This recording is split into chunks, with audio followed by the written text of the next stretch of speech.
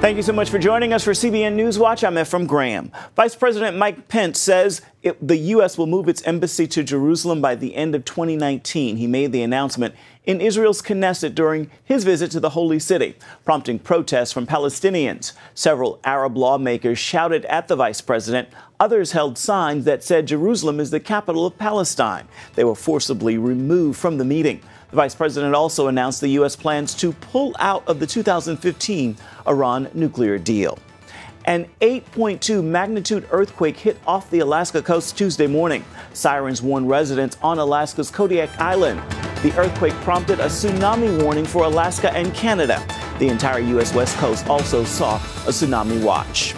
A group of atheists is suing the Department of Housing and Urban Development for events related to a White House Bible study. The Freedom from Religion Foundation and two other atheist groups are bringing the lawsuit for reportedly evading requests related to a White House Bible study. The Trump administration has held Bible study each week, which is led by former NBA player Ralph Drollinger. We will have more on these stories later in the newscast, and of course you can always learn more by visiting our website. It's cbnnews.com. The federal government is open for business after a 3-day shutdown, but the deal only lasts about 3 weeks. Abigail Robertson is looking ahead now for us from Washington. After days of round-the-clock negotiations, lawmakers finally reached an agreement to fund the government for the next 3 weeks. The House voted Monday night to end the standoff after the Senate did so earlier in the day. With the pointless, damaging, partisan theatrics of this government shutdown behind us, serious and bipartisan negotiations can resume.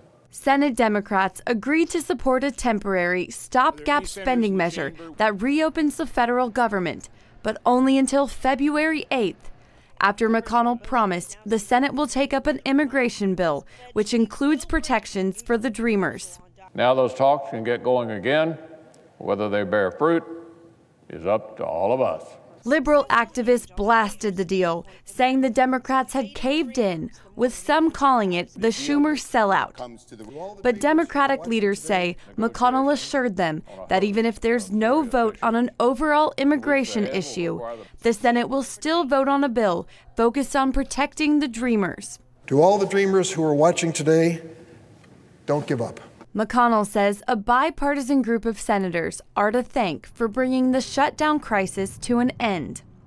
But if lawmakers don't compromise on some big issues by February 8th, the government could run out of money once again. Reporting from Washington, Abigail Robertson, CBN News. During his second full day in Israel, Vice President Mike Pence visited two of Jerusalem's most revered sites, the Holocaust Museum and the Western Wall. He's also receiving high praise for a Knesset speech that warmed the hearts of many Israelis. Our John Wagi has more on this story. The first official stop Tuesday for Vice President Pence was Israeli President Reuven Rivlin's house, where he repeated the White House plan to move the U.S. Embassy to Jerusalem by the end of next year. He also put Europe on notice that changes are coming to the nuclear deal with Iran. We are sending a signal to our European allies that the time has come for changes in the Iran nuclear deal that will ensure that the sunset provisions in the deal are completely eliminated and that punitive sanctions will be available for many years to come to prevent Iran from obtaining a nuclear weapon, and you have our commitment to work closely with our allies around the world to achieve that. On all his stops, Pence enhanced his reputation as a friend of Israel. He gracefully handled Monday's protest by Arab lawmakers in the Knesset, and his speech drew praise both in the media and from the Prime Minister. You saw people standing up again and again, applauding you, applauding the principles that guide your policy, applauding the genuine friendship that emanates from your heart. Observers here note that the Pence visit seems to be a personal pilgrimage as much as a political tour. That's most evident at Yad Vashem, the Israeli Holocaust Memorial. The Vice President concludes his trip with a visit and prayers at the Western Wall, adjacent to the Temple Mount. Perhaps a fitting end to a trip designed as a search for the threads of peace in the Holy City and the Middle East. John Wagi, CBN News, Jerusalem. A winter storm is blasting the Midwest with heavy snow and howling winds. Major highways are shut down, schools are closed, and some air travel grounded. Here's Charlene Aaron. Blizzard conditions are making for treacherous road conditions across the heartland. Blizzard warnings are out to the south and southeast. Road conditions are extremely hazardous, and we're advising that you do not go out in these conditions. The latest winter storm dumped snow, freezing rain, and sleet on the Midwest and northern New England. Even snow plows have been having a hard time. We can't even get to the lots that we need to plow because the traffic's not moving anywhere, and the city plows are in the same condition. In parts of Nebraska, the visibility has been so low, plows had to be pulled off the roads. 70 miles of Interstate 29 were closed at the Iowa-South Dakota border. People are underestimating how slippery it actually is. This spin out in Sioux Falls caught on a dash cam. Whoa! More than 10 inches of snow has already fallen in parts of Nebraska. In southern Minnesota, 17 inches. Dozens of school districts canceled classes, all fun and games for kids. We were having a snowball fight and jumping in the snow, and then we dug to see how far down it was. And? It was really far. Not so happy times at airports across the region. Planes on runways at St. Paul's Airport in Minneapolis sat at a standstill. More than 500 flights canceled, the same for much of the Midwest. We're stuck here at least till tomorrow morning. And parts of Texas and Missouri have also been hit hard by rough weather. Heavy rains and high winds. An EF2 tornado with winds above 110 miles per hour reported in the Lone Star State. Charlene Aaron, CBN News. Still ahead, the prescription drug that is supposed to give users an extra edge. Instead, though, it's sending them over the edge. Hear what's being done to stop Adderall abuse.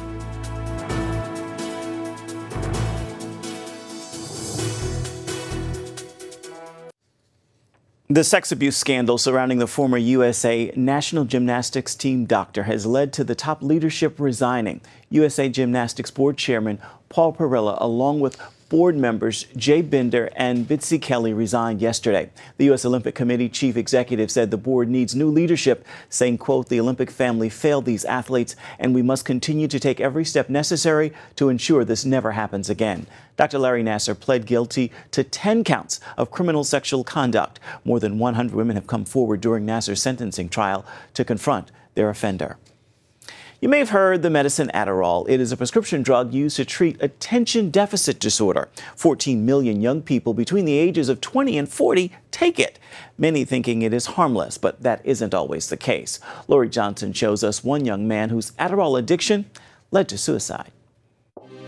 Since childhood, Richard Fee lived a storybook life. Straight A's, star athlete, lots of friends. Then he started taking the prescription drug Adderall. It just changed his whole thought process. Over the course of 3 years, Richard's life spiraled out of control until his father found him hanging in his closet. Worst possible thing you could even imagine. I mean, here was this great kid that had everything going for him. Everything. Smart, good-looking kid, and the Adderall just destroyed him. Adderall is prescribed for people with attention deficit disorder, or ADD. Adderall works on the brain to help them focus better. But some people who do not have ADD believe Adderall makes them focus better too, so they take it to help them study. Richard had mentioned to me that he had gotten an Adderall from one of his friends at exam time.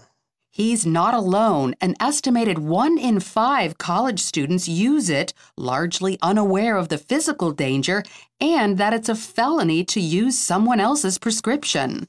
You hear in the library during exam week, people asking each other, or you know, I really needed an Adderall pill. You know, people do offer it to each other. It's not a big deal to people on campus. Soon, Richard wanted his own supply. If you go to a doctor and you just tell them you have the signs of ADD, that without any checking, they'll just give you a prescription. And that's basically what he did. Dr. Gretchen Lefevre-Watson, a clinical psychologist, researches the misuse of drugs like Adderall. She says it's easy to fake ADD. If you talk to most college students, they could probably tell you a doctor or 2 or 3 in town to go to and what to say and do in order to get a prescription. Adderall is a Class 2 narcotic, an amphetamine similar to cocaine. It can be very addictive. You can get a euphoric feeling with a crash afterwards. After college, Richard moved back home with his parents and convinced 2 separate doctors to each prescribe him Adderall. Yeah, Richard would be up for days, be up for 3 days in a row, walk in the house 3 o'clock, 4 o'clock, 5 o'clock in the morning, wide awake. And then he would crash for a couple days and sleep for a couple days. The Fees tried to get Richard's doctors to stop prescribing the drug. I said, you keep giving Adderall to my son, you're going to kill him. But Richard was over 18, and his doctors said legally Richard's treatment was private. Was actually stayed in the reception area behind the little glass partition and said he couldn't talk to us. Richard's doctors both increased his dose. You can become more seriously addicted and become psychotic and lose the ability to think clearly and do things that you otherwise wouldn't do. I had seen him, he was on the computer, and he had just put little pieces of Scotch tape on his fingers because he didn't want the keyboard to be able to get his fingerprints. Why, I don't know. He covered up the camera on it because he felt like people could be watching him. During this time, Richard's becoming more violent. He's making threats. I mean, we were scared of our own son during that time. We slept with our doors locked. Not long after that, Richard took his life. It should have never, ever happened.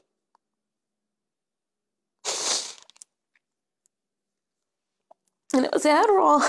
People familiar with Richard's story say it illustrates the need for stricter guidelines for diagnosing ADD and for trying non-pharmaceutical treatments before prescribing Adderall. There is now clear evidence that the medication should be, in most instances, the last line of defense and not the first line of defense. And what the research is clearly showing is that over the long term, the drugs are not as effective as the behavioral interventions. The Fees want changes, requiring doctors to see what other prescriptions their patients are taking and requiring them to notify parents of adult children who are in danger. And there was information that they had in their file that if they had shared with us at that time, we'd like to think things would have been different. I mean, they noted in Richard's file that they thought he was suicidal. They say addicts should find a qualified professional to help wean them off it. You just don't cold turkey the stuff. You need to be taken off of it slowly. Although the Fees can't get their son back, they hope telling his story will prevent others from losing their loved ones. Lori Johnson, CBN News. We thank them for sharing that story. Up next, 36 million Americans can now be identified as nuns. See why.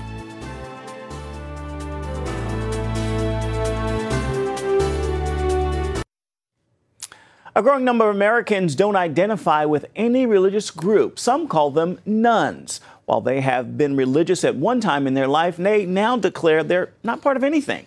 Now the question is, how can those people be reached? Heather Sells is on the story. Amanda grew up as a nun. She never went to church or spoke with anyone who did. My mom, always told me that we don't talk to people who believe in God because, they're weird or they're different. Craig, on the other hand, grew up going to church but took a stand in high school. At that point, I said, I'm done with, church. I don't want to go. I don't see any benefit. I don't see any reason why I should be going. Both Craig and Amanda represent a growing group. The Pew Research Center found that almost a quarter of U.S. adults say they either question God's existence or that their religion is nothing in particular. That's up significantly in just the last 10 years, with these nuns now representing 36 million Americans. Pew also found that a third of young people fall into this group, and high numbers live in the Northwest and Northeast. So why are so many Americans disconnecting from church? We came here to New England to find out and to learn what churches here are doing to bring them back. It's a new phenomenon that we're trying to understand. Dr. Sharon Ketchum at Gordon College outside of Boston and other experts are trying to figure out why a new generation is so anti-church. What we do know, these nuns don't believe in their faith anymore or the need for church. Craig says that's what he thought in his 20s. Really, it was, okay, yes, I believe in you, God, but I'm going to do things my way. And as long as I'm a good person and as long as I do enough good deeds, that will be enough. Others say they're unsure about so-called organized religion or just don't go. Church never crossed my mind as in something that I needed to do. Ketchum sees a bigger picture, a culture in which people as consumers judge church based on what it provides for their personal needs. We then have the amplification of me and Jesus and a reduction of the larger understanding of what the community of faith is about. Another part of the problem, says Ketchum, is simply the growing number of choices. There were days that we lived in where communities were given in our lives, but today community is voluntary. I can choose whatever church, whatever small group, whatever program meets my personal needs. Pastor Chad Braswell is well aware of those who are disconnected, but says he's not discouraged. And so I just think that when times get darker, lights shine brighter. And so it's an interesting thing that we're seeing here, because yes, I see the numbers that you see, but I see this growing hunger after Christ. Many first-timers coming to his church tell Braswell their experiences of guilt or shame in previous churches overwhelmed any message of grace or hope. A lot of churches put so much focus on holiness rather than the hope that Jesus talks about. I think some people just feel they can't live up to that expectation and the guilt of what they've done or what they are into. A focus on grace drew in Amanda her first time.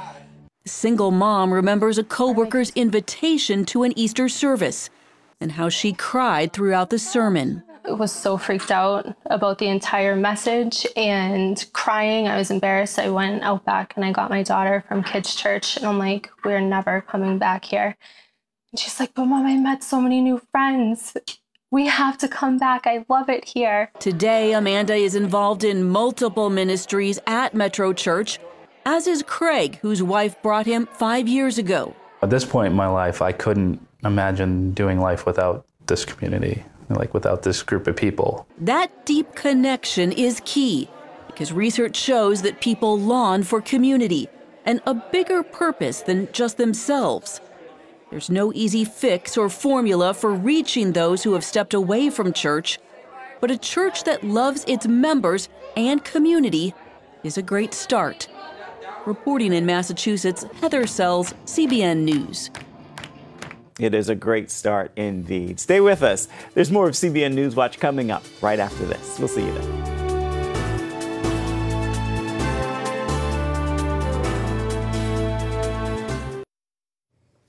And welcome back to CBN NewsWatch. Right now, it is time for your Tuesday Tweetable. And here's a message I hope will encourage you and then inspire you to post, tag, tweet, and share with others. Remember this, your dream is bigger than you.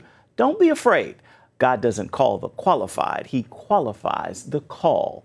You can never fulfill your purpose in your own strength. It takes a great God to do great things through you. With that word, be sure to make this a terrific Tuesday and a wonderful rest of the week and share that note with others as well. That is a wrap for this edition of CBN NewsWatch. Remember, you can find more of our exclusive coverage of the issues you care most about always at cbnnews.com. And of course, we love to hear from you. We'd love to hear what you think about the stories you've seen here today. You can do that by emailing newswatch@cbn.com. And of course, you can always reach us on Facebook, Twitter, and Instagram. We certainly would love to hear from you. Thank you again for joining us for this edition of CBN NewsWatch. We'll see you right back here come tomorrow. Have a terrific Tuesday. Goodbye, everybody, and God bless.